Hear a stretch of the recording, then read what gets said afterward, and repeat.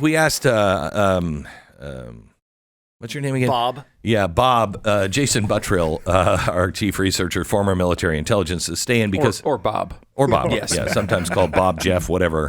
But I wanted him to stay in because we were talking about quantum computing and how far that is. Stu, explain what Google just did again.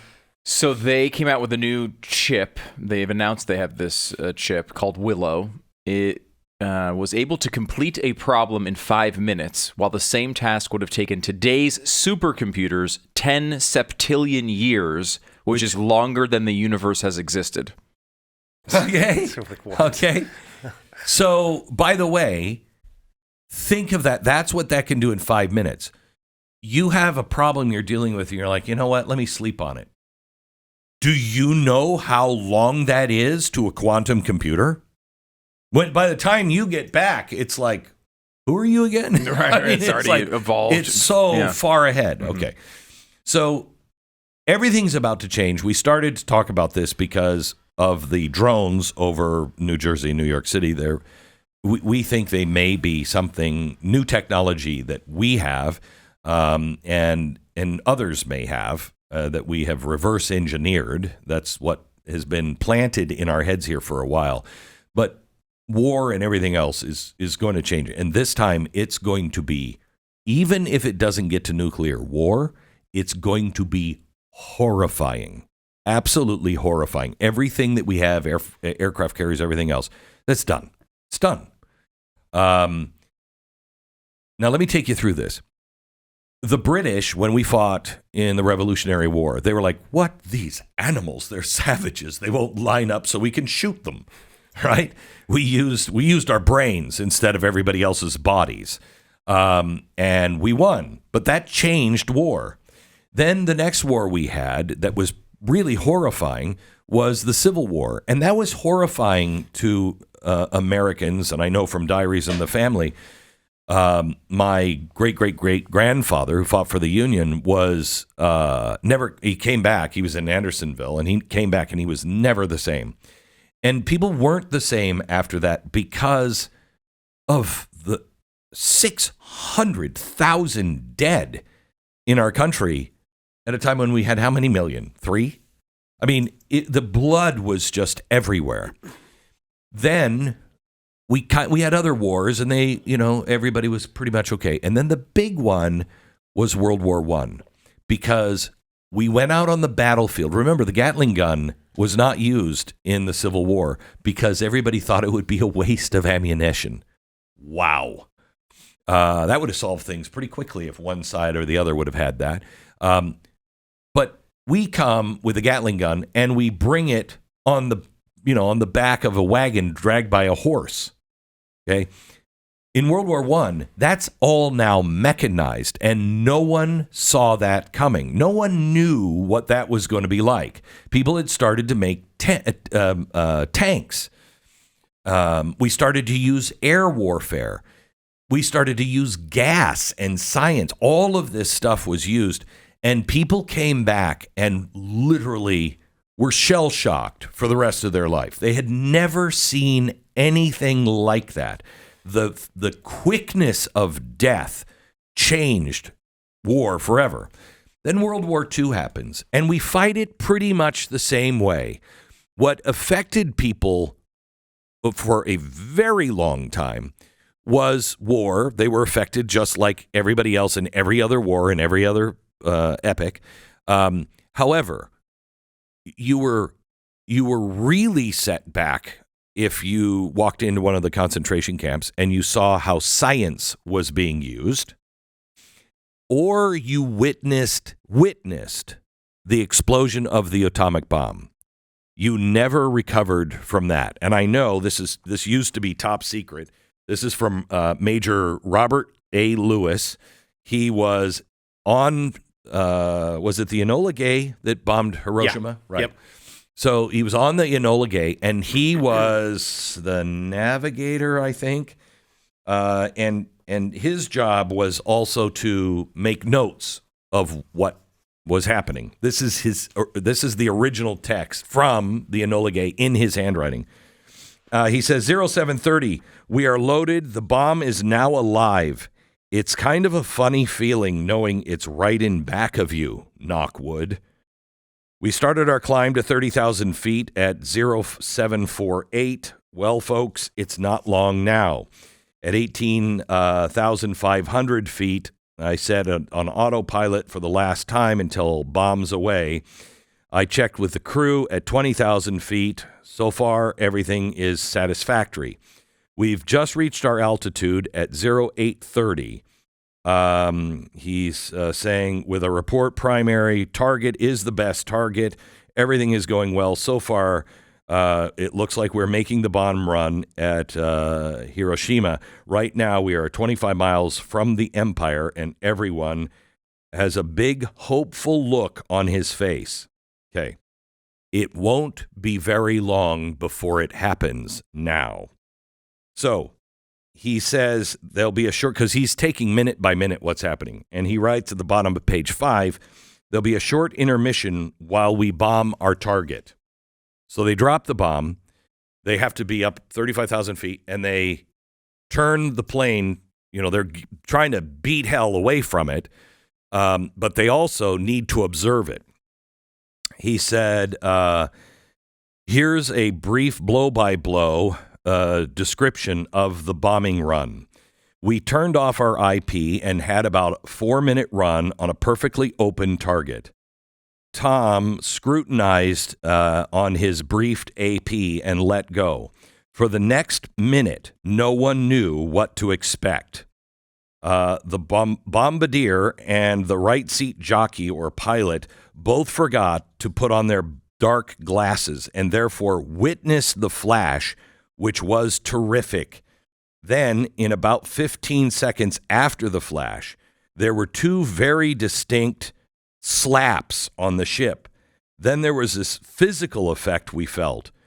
We turned the ship so we could observe the results, and there in front of our eyes, without a doubt, was the greatest explosion man had ever witnessed. 3 exclamation points. The city was 9/10 covered with smoke of a boiling and large column, a white cloud in less than 3 minutes. It undulated with buildings and fire as they were blowing up.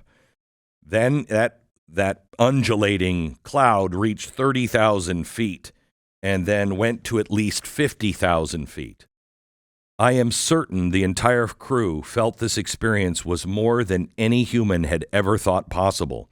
It just seems impossible to comprehend.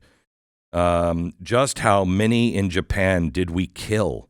I honestly have the feeling of groping for words to explain this, or I might say, my God, what have we done? So right before they drop it, he says, we have smiles on our face.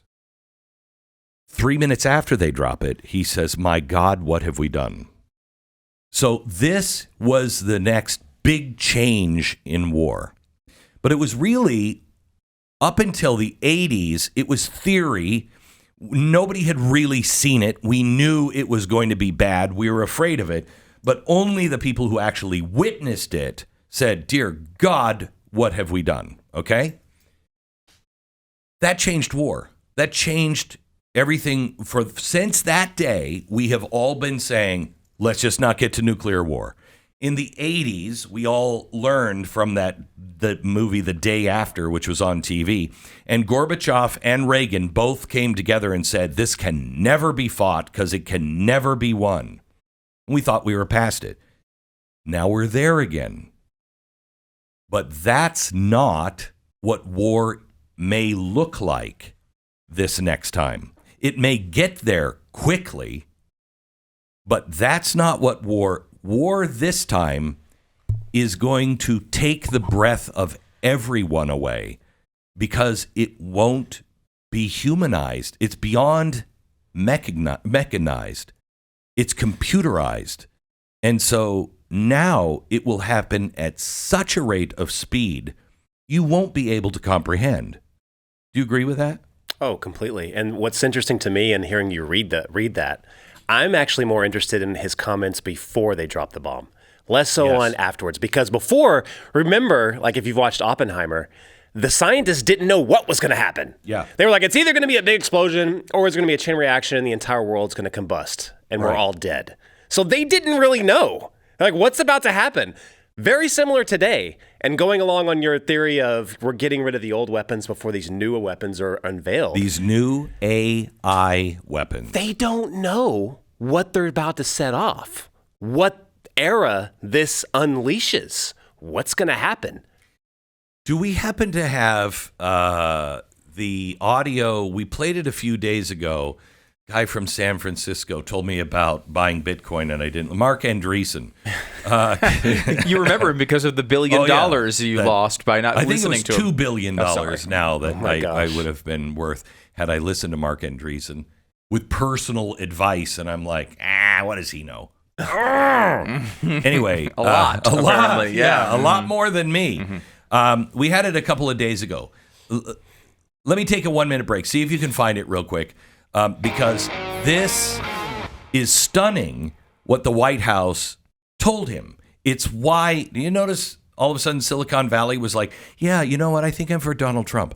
There's a reason, and he is the first to spill the beans on it. We're just looking up to CNN. It's talking about these drones. The White House says that they don't know what it is, but there's nothing to worry about. How could you possibly say that? That New Jersey rep, I think he was a Democrat. Yeah, he was like, this is unacceptable that we can't identify them, some of them.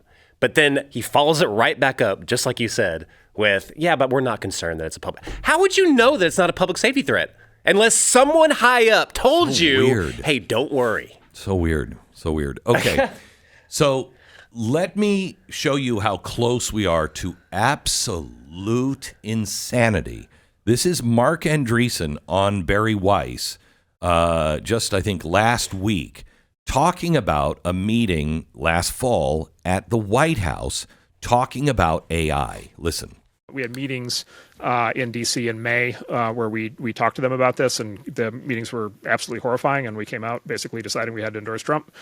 Mark, add so little color to absolutely horrifying. What did you hear in those meetings? They said, look, AI is one of these technology. AI is a technology basically that the government is going to completely control. This is not going to be a startup thing. They actually said flat out to us, don't do AI startups. Like don't fund AI startups. It's not something that we're going to allow to happen. They're not going to be allowed to exist. There's no point. They basically said AI is going to be a game of 2 or 3 big companies working closely with the government. And we're going to basically wrap them in I'm paraphrasing, but we're going to basically wrap them in a government cocoon. We're going to protect them from competition. We're going to control them, and we're going to dictate what they do. And then I said, I don't understand how you're going to lock this down so much, because like the math for, AI is like out there and it's being taught everywhere. And, they literally said, during the Cold War, we classified entire areas of physics, and took them out of the research community, and like entire branches of physics basically went dark and didn't proceed. And that if we decide we need to, we're going to do the same thing to the math underneath AI. Wow. And I said, I've just learned 2 very important things. Because I wasn't aware of the former, and I wasn't aware that you were, even conceiving of doing it to the latter. And so they basically just said, yeah, we're going to take total control of the entire thing, and just don't. And what was their, and Mark, what was Steel Managed for the listener? Like, what was their argument? Why? So this gets into this whole all these debates around like AI safety, AI policy. So there's sort of several dimensions on it, and I'll do my best to steel man it. So one is just like, to the extent that this stuff is relevant to the military, which it is. Like if you draw an analogy between AI and autonomous weapons being like the new thing that's going to determine who wins and loses wars, then you draw an analogy to in the Cold War that was nuclear power, and that was the atomic bomb.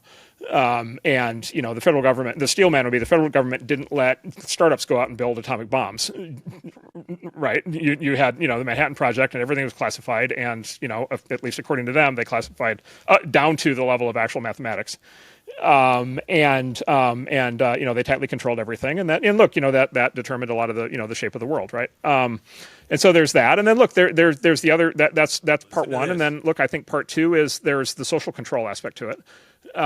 which is where the censorship stuff comes right back, which is the exact same dynamic we've had with social media censorship and how it's basically been weaponized and how the government became entwined with social media censorship, which is one of the real scandals of the last decade and a real problem, like a real constitutional problem. That is happening at like hyperspeed in AI. And these are the same people who have been using social media censorship against their political enemies. These are the same people who have been doing debanking against their political enemies, and they basically, I think they want to use AI the same way.